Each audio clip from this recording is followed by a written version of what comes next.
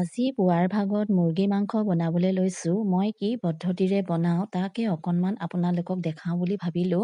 প্ৰথমতে মই তেলত পিঁয়াজখিনি দি লৈছোঁ, তাৰপাছত আদা নহৰু দি লৈছোঁ, তাৰপাছত হালধি দিছোঁ, এয়া গৰম মছলা, এয়া মিট মছলা আৰু এয়া জিৰা মছলা, এনেকৈ গোটেইখিনি দি লৈ এয়া মাংসখিনি মই প্ৰথমতে দি লৈছোঁ।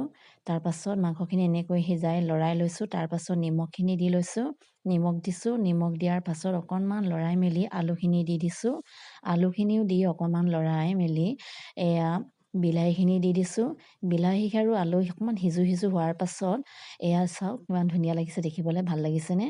ইমানখিনি সিজাৰ পাছত অকণমান পানী দি দিছোঁ, পানীখিনি দি অকণমান গ্ৰেভি টাইপত বনাইছোঁ। তাৰপাছত হৈ গ'ল এয়া মাংস আৰু শেষত এয়া ধনিয়া দি দিছোঁ। ধনিয়া দিয়াৰ পাছত বছ হৈ গ'ল আৰু এয়াই হৈছে আমাৰ আছামিজ থালি। কেনেকুৱা লাগিছে